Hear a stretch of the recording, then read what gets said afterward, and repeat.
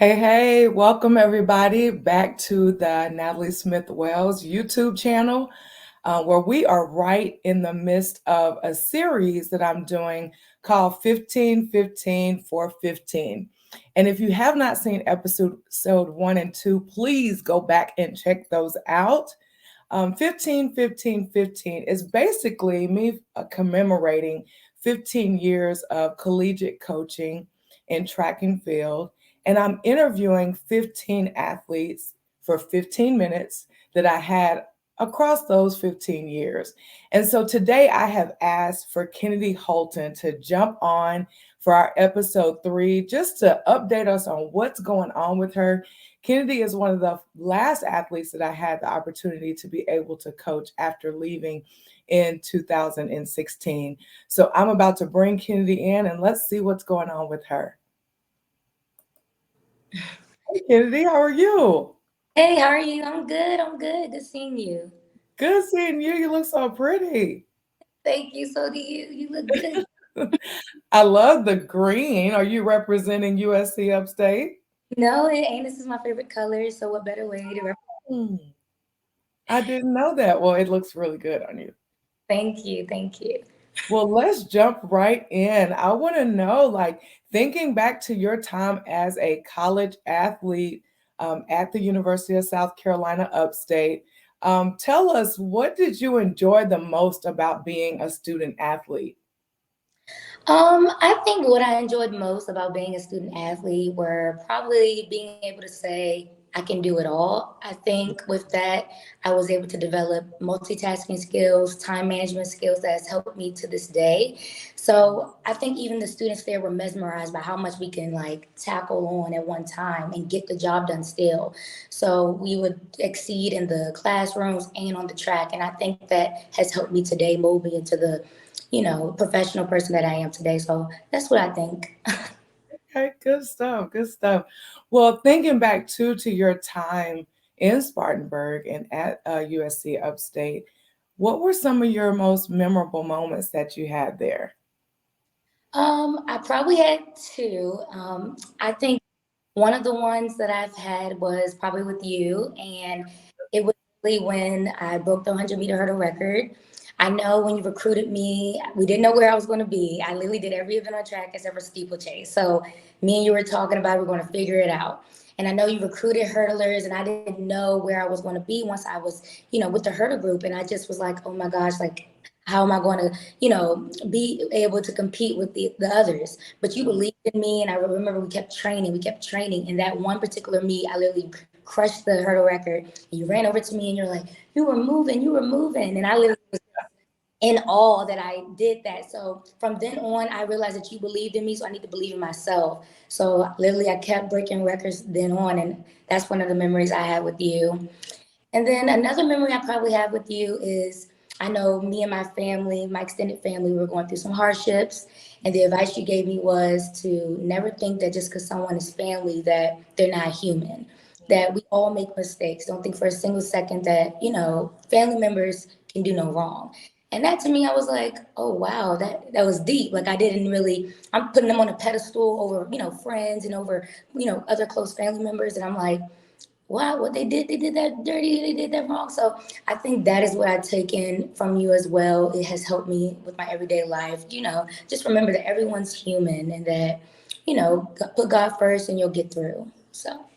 Wow, that's interesting because you know what? Even though that's been a long time ago, I actually remember that conversation. I do because I think you had just kind of came back into town from going home, and I'm glad that you shared that because just these moments that I get to have with you guys, I want there to be some type of nugget that somebody can take from it, and I do think that that's what we want to take from even what you just shared with us is that we can have expectations of people, but our expectations should not put us to a space that we become judgmental of them if they don't meet our expectation. And so thank you for sharing that including family are human beings just like we are. And we like to say, and sometimes people just be peopling, Exactly. You said so that happens. absolutely.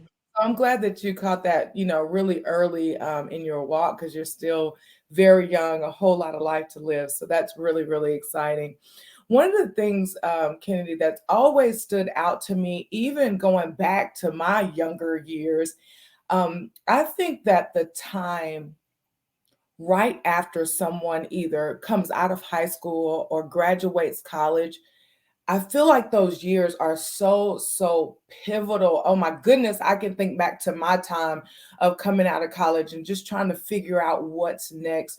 So I kind of want to know, like, with you being one of the last people that I have the opportunity and the pleasure of coaching, when you finished school and you graduated and went and got your master's, what has the last 4 or 5 years been like? Because that's a major transition time. And if you're watching this right now and you can relate those couple years after you leave college of still trying to figure out what's next, tell us what's been happening with you the last 4 or 5 years and what you've kind of learned.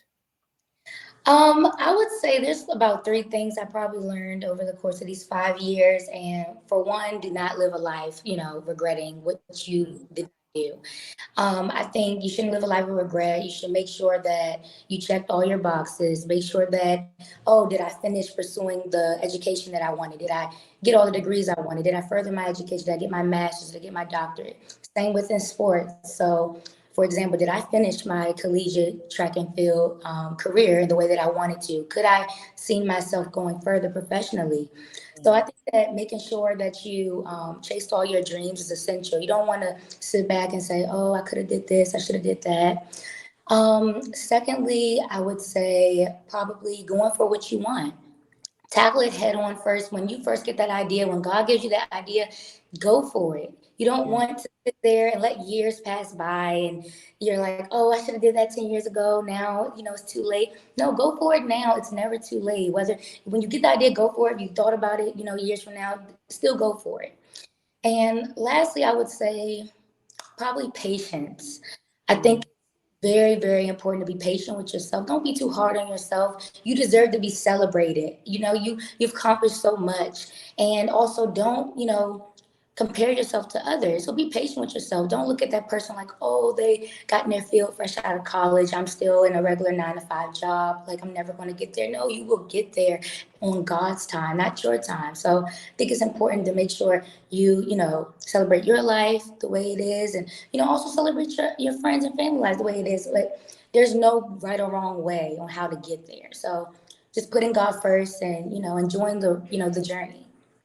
Enjoying the journey. I love that. And, you know, I love that you brought the word up about celebrating and celebrate what you have accomplished. And, that just makes me think about you. I mean, you got your degree in business administration. You turned right around and got your master's in sports management, and you went to University of East London. I mean, not just down the street, like you went all the way to London to I do it. know. I couldn't And believe. I love that. And just being willing to take those chances and take those opportunities to go see something different. So, if you're watching this right now and you haven't taken that opportunity to just step out and do something different, do it.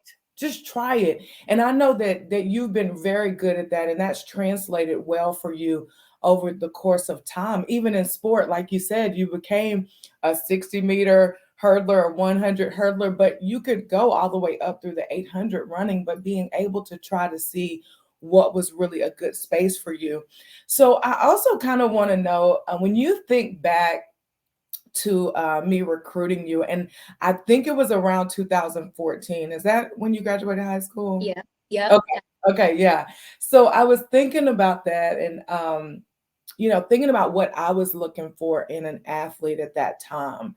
And so I was recruiting you then, but today, if I were recruiting you for a professional job, not as an athlete, but maybe as a director of a division or something.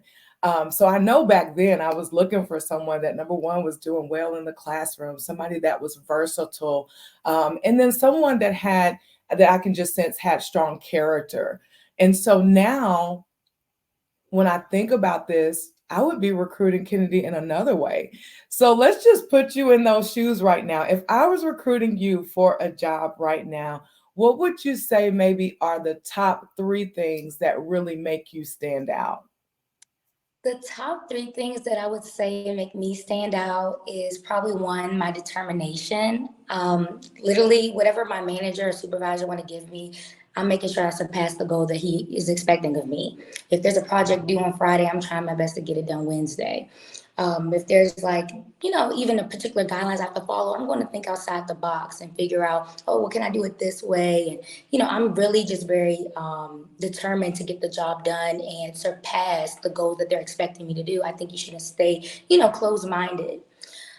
Secondly, I would say that my competitiveness has allowed me to be very responsible.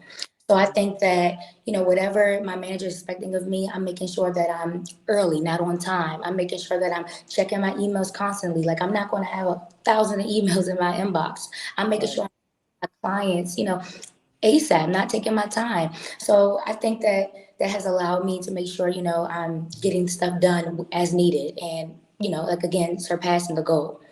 And lastly, I would say my energeticness. Literally, I am like the most bubbly, loving person. So I think that me coming to the table with a smile, refreshing smile, and new innovative ways on how we can get the projects done. I think that's very important so that the company's not stagnant and that I allow them to grow as well. So it's very important to be energetic, doing, what you love. And even though you are working, you want to make sure you're doing what you love while you work. So I think that that's the three characteristics I enjoy about myself. Well, I love it. That's the way.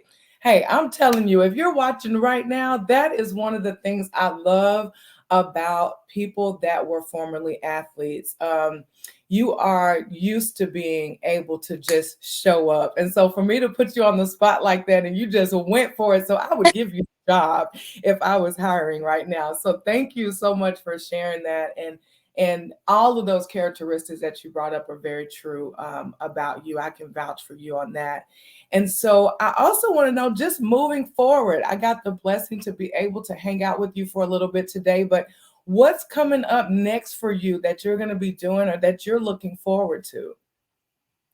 I would say the thing that I'm looking most forward to is probably building on my brand, identifying myself outside of the sports industry because I've been doing sports literally all my life. So with that, my boyfriend and I, we have a YouTube channel, a couple's YouTube channel, and a couple's Instagram page, and we are trying to just be advocates for young couples. So particular high school sweethearts like us, collegiate couples as well who are both in the sports industry and even long distance couples. We want to cater and be an advocate to, all those couples across the board. And we want to show them a positive influence, such as keeping God first, keeping God in the center of your relationship. We are just a strong foundation center of it all. So we just really want to make sure that we, build on that. We are a silly couple. We're energetic. We're literally, we just do it all. So I think that that's very important to me, being a positive influence to young couples today and showing them that they can do anything they put their minds to. They like literally, we've been together for 10 years now. So Wow. to show them that you can stick it out, you can make it work, you can reach that goal. So we really want to just be very impactful in a positive way to young couples today. Really cool. So what is like your what they call it, the handle? I'm still learning all this social media stuff, but what is like the handle where people can go check you guys out or follow you? Okay, so we have to, like I said, we have the YouTube channel and the Instagram page, and they're both the same name to make it easier. So it's only the couple. That's capital ONLY, capital THE, capital COUPLE. Only the couple. All right. Only the couple. Well, you guys heard it first here. You need to go check Kennedy and Alex out on Only the Couple. So that's going to be on YouTube and their Instagram page. Kennedy, I can't say enough how proud of you I am of just all of your transitions and how you continue to walk as a young lady with character and with class. And I want to encourage you to continue to do that. I know your parents are extremely proud of you. And I also want to give you a shout out because I heard that you moved to Texas, and that just makes me very happy. I know, I got to follow your footsteps, coach. You know that, right? I'm telling you, it is the greatest place ever. I just have to always say that. But Okay. thank you. Thank you so much for your time. And we'll be talking soon for sure. Yes, we definitely will. Thank you so much, coach, for having me. You're welcome. You guys, isn't she just delightful? I feel like I'm just getting old when I start using those words like delightful, but she just is. Thank you so much for joining us today. And Kennedy really shared a couple things that I think is very important for all of us just to remember. The key thing is that, make sure that you're very, very patient with people. If you experience them, whether that's family, friends, even on your job, that maybe they are not living up to the expectation of what you set for them. But at the end of the day, people are people. And as we said, and people be peopling. So don't change the way that you treat them or don't judge, because we all have times, we all have issues, and we all have moments to where we may not be being our best self. And so please take that nugget from her today. I'm so glad that she was here to join us. So make sure you go check out the other episodes, and soon we'll have episode 4 coming to you right here at this YouTube channel with Natalie Smith-Wells. Looking forward to it.